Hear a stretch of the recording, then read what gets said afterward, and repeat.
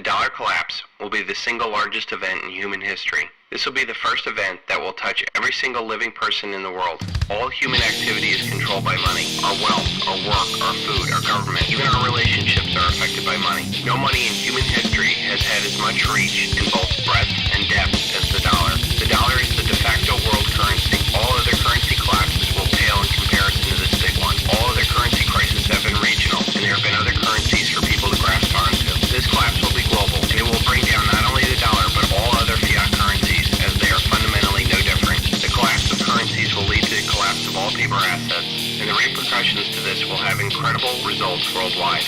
Thanks to globalization and the giant vampire squids of the Anglo-American Empire, the dollar is the world's reserve currency. It supports the world economy in settling foreign trade, most importantly the petrodollar trade. The money is then recycled through the City of London, not to be confused with London, and Wall Street. This fuels corporate vampires that acquire and harvest the world's wealth.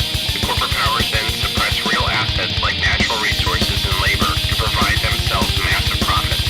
This fascist, statist, collectivist model provides the money into the economy to fund an ever-increasing federal government. The government then grows larger and larger, enriching its minions with jobs to control their fellow citizens.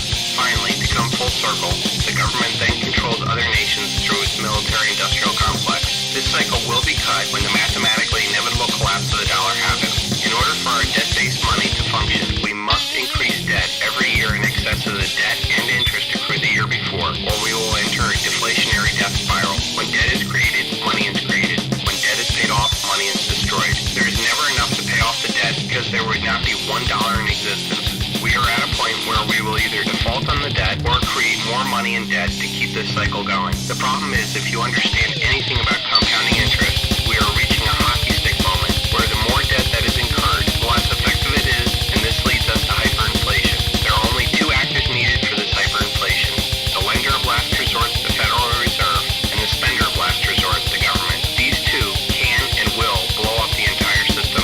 I believe that they will wait until the next crisis and the whiff of a deflationary depression before they fire up the printing presses. That crisis is coming very soon, as we can only kick the can down the road so long. Money and emergency measures will be worn out. The fact that none of the underlying problems that caused the 2008 crisis have been resolved. The only thing different from the 2008 crisis is that instead of corporate problems, we now have national problems. In this movie, Greece will play the role of Lehman Brothers, and the United States will play the role of AIG. The problem is there is nowhere to kick the can down the road, and there is no world government to absorb the debt yet. This leads me to the top 5 places not to be when the dollar collapses. Number 1 on this list, I believe, is Israel. This Anglo-American beachhead into the Middle East was first conceived by the most powerful family in the world, the Rothschilds, in 1917. The Balfour Declaration said that there would be a Zionist Israel years before World War II and the eventual establishment of Israel. Israel has not been a good neighbor and has always had the biggest bullies on the block at its back. When the dollar collapses, the United States will have much more on its plate, both domestically and internationally, to worry about this non-strategic piece of land. This will leave Israel very weak at a time when tensions will be high. This very thin strip of desert land will not be able to stand the economic reality of importing its food and fuel, or the political reality of being surrounded by nations that don't care for it.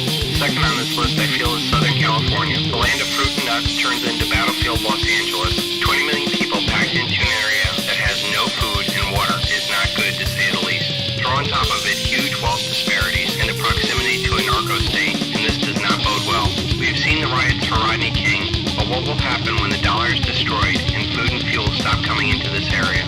Number 3 on this list is London. The land of Big Brother and the former empire of the worldwide slave and drug trade will suffer heavily. The stiff upper lip that the British elite ingrained in their subjects will not work anymore as the British population explodes. People will sacrifice and unite for any foreign enemy, but not if that enemy has always been the British elite. The Anglo-American Empire may pull off another false flag to distract its population on another Emmanuel Goldstein, like in 1984, but I feel this collapse will happen before they can pull it off. This will make all eyes point at the British elite as solely responsible for this catastrophe. We have seen massive riots for soccer matches with hooligans. What will happen when the food and fuel gets shut off to this tiny island? Number 4 on this list is New York City, another large urban area living too high on the dollar hog. New York City is the area I moved out of in 2008. There's little doubt that all of the wealth in New York, New Jersey, and Connecticut is a derivative off of Wall Street wealth. The savings and investment for an entire nation and much of the world flows through that financial capital. As the world wakes up to the massive financial fraud, this could lead to the destruction of capital like you've never seen before. This will have tremendous effects on the regional economy as people driving Mercedes suddenly wonder where their next meal is coming from. The fifth and final place not to be when the dollar collapses is your local metropolitan area. Urban areas in general are a very bad place to be during currency collapses. Too many people packed into tight areas, totally unprepared and dependent upon a dollar paradigm is the last place you want to be when the dollar collapses. You can ignore reality, but you cannot ignore the consequences of ignoring reality. Ayn Rand.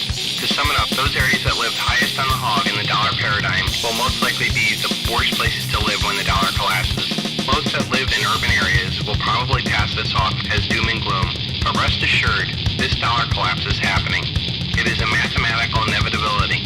We will not be as fortunate as to muddle through this collapse like we did in 2008 when it was a corporate problem. This time around it is a national or a global problem. The global Ponzi scheme has run out of gas as demographics decline, as abundant cheap oil declines, as our global power declines. This comes at a time when we reach our exponential or collapse phase of our money. The irresistible force paradox says, what happens when an unstoppable force meets an immovable object? We're about to find out when infinite money hits a very finite world.